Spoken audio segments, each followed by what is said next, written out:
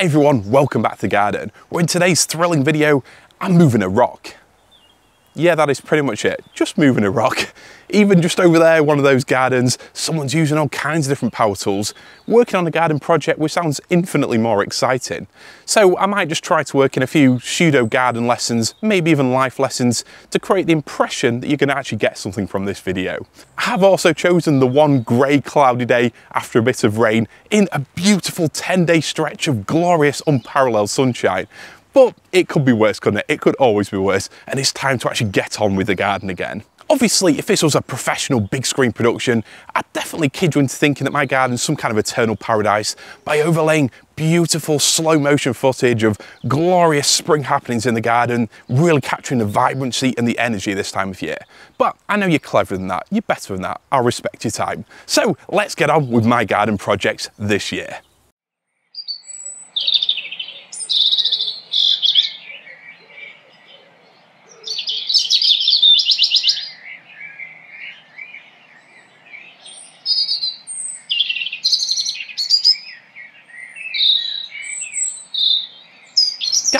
Guys, that's enough of the pretty stuff. You're getting distracted. It's time to get on with the garden projects. And in fact, while you've been daydreaming your beautiful spring dreams, I've actually already started here in the garden. So let me show you what I've done already.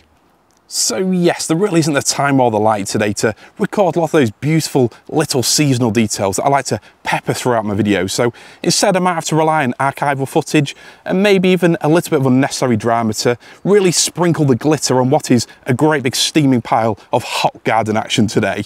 And let me show you what I've done. And in fact, I actually started this last weekend. I had an hour free while Harriet was having a nap. And look what I've done.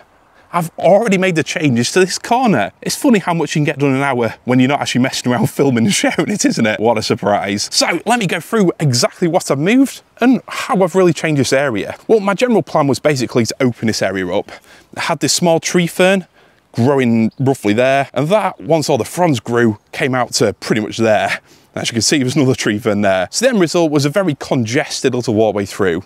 Don't get me wrong, it looked beautiful from a distance, a lovely sea of glorious greens, absolutely fantastic, but not very practical and not very kind, especially when you've got a toddler walking through with all these fronds at eye level. So I've made a change, but definitely don't you dare use that word compromise. So what I've done is basically move that tree fern out there. I've been able to slowly roll this big boulder out the way, solid granite, more on that very soon. And then there was a couple of other plants I had to move around. One Carex, which didn't look great, that was somewhere around there. So that one's gone into the recycling bin. But this one looked glorious and beautiful. A lovely little evergreen sedge. So I've moved it here and just put it straight back in the ground. And then I've used the stones that I moved to help gradually create this curve once again. I might juggle them around a little bit. And as this area isn't hard landscape yet, there's plenty of time for little changes and tweaks. But overall, I'm pleased that this part of the garden fits in nicely. It continues a stone theme round. It looks natural. And once this tree fern here starts flushing again, those beautiful green fronds, it will gradually look more sort of balanced again, like a composition. That's generally what I aim for in my gardens. But the tree fern that's come out, I was going to make a video about how to move a tree fern, a video which you'll have to just pretend that you've seen. In fact, let me summarise it now. Hi everyone, welcome back to the garden, and in today's exciting little video, I'm moving a tree fern. Now, your first question when it comes to moving tree ferns is simply when? When do you move a tree fern? And my answer to that is, well, pretty much they are quite adaptable, but I think the best time really is spring. So maybe over the next month or so. Why might you want to move it? Well, you probably just put it in the wrong place, you need to give it a little bit more room for those fronds, or it's growing better than you expected. The good news is they are quite adaptable and can be moved throughout most of the year. But like all plants, when you move them, when you dig them up, transplant them, even though they don't actually come with a root system initially, you might buy them as a bare trunk, it still creates stress for the plant. And you don't want that before either a baking hot summer spell, or alternatively, a very harsh winter blast. So really, I think spring, in the next month or so, is the best time to do it. Now, I have moved in winter without any kind of ill effects. I think it was late January last year, maybe early February, I moved one right over there, and no problem at all. I did also, before we moved house here, back in 2020, dig up and move a lot of them in summer. But that was, well, something that couldn't be avoided really. Due to the events of 2020, I had to work through it. We didn't know really whether we're actually going to get this house or not until the very last minute. So I had to dig them up in the middle of summer, and I had a week of 30-degree temperatures where I couldn't be as consistent with the watering as I'd liked. So some of them did struggle the following year, sending out a few fronds, but they have all bounced back now. So generally speaking, you can move them pretty much any time of the year, but I think personally the best time is spring. And once you move them, how do you look after them best? Well, the simple thing is, whether you potted them up temporarily like mine, or moved it somewhere else in the garden, simply water it. Lots of water will really help keep them happy and healthy, help minimise any of that stress that's caused. I think probably the other important thing to mention is, although you do buy them usually as bare trunks, when you're moving them, try and get as much of the root mass as possible. They create a really dense matter, these fibrous roots, but it really is important to get as much of it as possible, and again, cut down the stress of the plant. It's like with those lizards that can lose their tails and regrow them as a survival mechanism. Yes, they can do it, but I'm pretty sure they'd be happy with original tails, wouldn't they? I'm not sure that analogy makes sense, but you get the idea. If a plant's grown a root system and you can keep as much of it as possible, then do it. Obviously, if you've got a really big trunk and you've got no option but to chop it or take a minimal root ball away, then anything is better than nothing. So anyway, let me get back to the actual video. So as that guy over there cracks on with his definitely more exciting projects, what am I left with? Well, simply put, it's a simplified border now, definitely a little bit smaller, but I think it still has the impact. I've still got the low level plants there, I've still got this Trachycarpus princeps there, giving that mid-level height, for now at least, until it grows.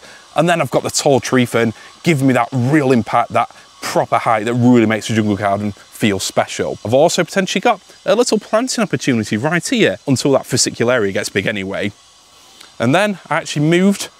Originally it was growing just in front of the stone there, Impatiens Omiana Ice Storm. A very hardy and beautiful little plant which comes back from severe cold, and I've moved it to down here. Taken out these Lobelia Queen Victoria, which were growing there initially. Those flopped over last year. I think it's a bit shady here for them, so those can be moved somewhere closer to the house. So I've done a little bit of juggling around, simplify things a little bit, and what am I left with? Well, there is one thing I'm left with. This solid chunk of granite here. This is a bit of a beastie. Now, I used to be very qualified for moving lumps of stone like this, and in fact in my strongman days, which were a good few years ago now, I had to move all kinds of things during competitions. Cars, 175 kilo stone shields, even 160 kilo large round Atlas stone balls. Those were definitely a challenge, but in fact in many ways my training was far more challenging than any competition I did. However, that is a big lump of stone, and I'd hate to have to carry it any kind of distance these days. So it's a shame I might have found somewhere for it that's a little bit further up that way. And by a little bit, I mean quite a bit. So let's have a walk up then and I'll show you what I've got in mind. But going back to the subject of strength training, it honestly is one of the absolute best things you can do for physical health, mental health. It's even absolutely fantastic for gardening as well, lugging big pots in and out of your garden every year. But if you take things to a competitive level and you are a very competitive person, it's definitely not quite as sustainable, and that's what I found. So I'm really pleased that I found making these videos to be something I can really pour my time, energy and creativity into instead. And in fact, while I think I'm sounding kind of wise, it's time for today's first life lesson. Today's first enlightening garden, or maybe even life lesson then, is to keep things simple. Simplicity really is the way forwards. As I've moved that tree fern up there, it creates a border which definitely has less plants, there's less complex chaos going on, but I think it looks better for it, and it has the practical benefits as too. And I think us gardeners, we're so keen to rush into adding more. More is definitely better. It certainly can be at times, but it can also create a visually confusing, just a mishmash of plants, maybe even hard landscaping, which doesn't quite gel together. And in fact, if you look at the best design gardens, or maybe some of the Chelsea type show gardens, you'll see they're often absolutely focused on simplicity. This is something I've mentioned in my videos earlier this year, where sometimes less definitely is more. Really going big in a theme and really using a minimal basket of plants and a minimal selection of materials. So let me show you where this rock's going and why this section might be slightly relevant. So let me take you off here and I will show you. Right, over here, the desert island border. The problem with this area is basically the Djibouti, which I planted first, I moved the pot into the middle and raised the ground around it, is quite high. And as you can see, the copper wall is significantly lower than where that plant wants to be. So there's a bit of a gradient down here. I don't want the wall to be any higher. It just doesn't need to be any higher. You wouldn't be able to see the copings then. So I'm happy with the wall height, but I need some way of raising this up here. And as you can see at the minute, I've used as a temporary measure a selection of both dandelion roots to definitely intentionally keep the soil and ground stable, but also these vertical thin lumps of stone. Those are there, and whilst they are the same material as the copings up there, they've got that same colour scheme, the same visual aesthetic. Just having them sticking up there, it doesn't sit right with me. It just doesn't gel right. Everything else about this area here is horizontal. I've got the cobble walls there, following their meandering, mostly horizontal lines. I've got the copings there, definitely a little bit more professional and straight. And then those sticking up there, it just doesn't look right. And I think as well, as you actually look at this whole area here, you've got basically more of these really big granite rocks here. Those I moved using a slightly faulty pallet truck, one that I bought second hand, and let me tell you, it was some graft getting these dragged up the garden, especially when the ground was muddy. But they're here.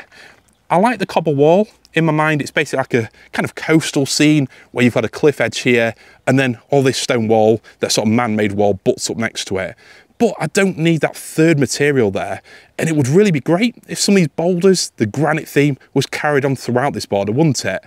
It would look visually better. I think it would just sit nicer, more flowing, more natural. And also these big rocks would help act as a kind of heat sink, really, absorbing some of the sun in winter and helping to keep the area ever so slightly warmer and improve the drainage and survival rates of the plants around them. So that really is a spot for a big rock, isn't it? That one that I've just moved would certainly look nice there, but it's a big lump. What's the next thing to do? While I ponder for a while then, here's a lovely bit of that early spring interest, which I promised I wouldn't feature. You don't get to see this in garden as well, do you? A glorious little daisy, surrounded by a beautiful mixture of native planting. I think you might notice dead nettles over there, very much alive nettles over here, grasses, dandelions.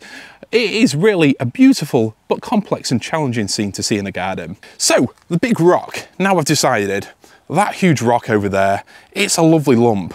Where exactly am I going to put it? How do I position it? I know back in the olden days, Japanese master gardeners, they spent hours, days, months, years deciding exactly where a rock should go. I am not a Japanese master gardener, but I need to find a place for it. On the subjects then of time and wisdom, big ones I know, for me at least, maybe it's because I've reached my mid-30s, or perhaps it's having a child, but you definitely realise that time waits for no man or woman. Time marches on, and especially here in my garden, I want to make the most of those little in-between moments this year. The early spring colour, the late autumn colour, those little moments where we just simply miss if we purely focus on those beautiful summer months. I think it's perfectly natural as gardeners and even as people to be always wishing, always looking forwards, or maybe even looking backwards. My favourite season is always the next one. All the while, the present slips through our fingers faster than we know how to process. We look back at when we're younger, the strength, the energy, the competitiveness, the naivety of youth. But we also aren't quite at the point where the wisdom, the patience, the inner confidence and common sense of older years kicks in. But what they don't tell you is between those two phases of life, the energy of youth and the wisdom of old age, there's certainly a big gap in the middle. There's a phase of our lives, a decision, a real choice to be made. Do we start to grow up, learn some common sense, pick up from mistakes that we've made time and time again and really develop beyond them? Or do we indulge in our reckless selves, do something a little bit dangerous, purely to prove to ourselves that we've still got it, even though we don't need to? Well, today there's a decision to be made and that rock needs to be moved. So how is it going to be done?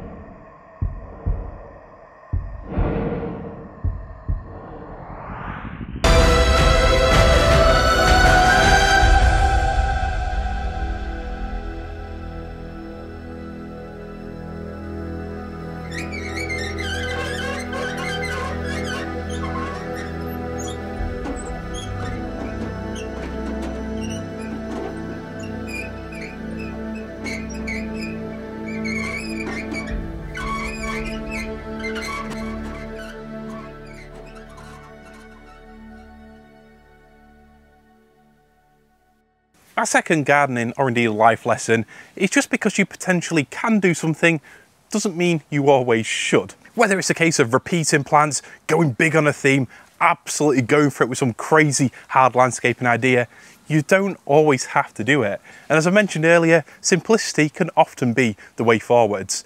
And as that sun now threatens to come out, bringing the only form of enlightenment you will find in today's video, it's definitely something to ponder. Sometimes really keeping things basic is absolutely the way forwards.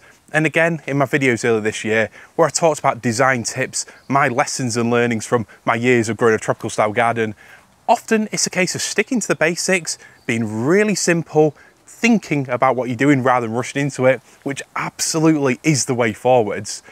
And on that note, I now somehow need to get that up here. Absolutely no idea how I'm going to do that. So I may just take a lesson from the Japanese gardening masters of old and actually take a little bit of time thinking about how I'm going to lift this up here and where exactly it's going to go, rather than doing it under moderate pressure of filming. We'll see. I don't know if it's immediately obvious, but I had to come up with a second lesson that will be equally applicable whether I've managed to somehow miraculously carry that boulder from all the way over there to there, had to rely on mechanical assistance like I did today, or in fact ended up in A&E, which would have been a very fitting but dramatic end to this video. Remy's looking around now for that third and final point. You can't end a video with just 2 points of information, can you? So my third and final tip for today is very simple. If you've got a garden, it doesn't matter what the style is, don't be afraid to change it. Whether it's as simple as moving a plant around, changing the layout of a path, or radically redesigning the garden, moving big and established plants, there's nothing wrong with changing things. Your garden is your garden. Do whatever you want with it. And honestly, if it's increasing your enjoyment of your outdoor space, thank you, Remy, or simply just improving how your garden looks to you, then absolutely go for it. And on that note, I'll tell you why I had to move this rock today. That's because in my next video coming up, I'm going to be attacking this pathway here, digging up these sleepers, digging up this path. Yes, I'll be going full Yorkshire Chris and creating some total path carnage. So stay tuned for that one. Thanks a lot for watching this bizarre, indulgent, and hopefully enlightening video, and I'll see you all very soon. See you later.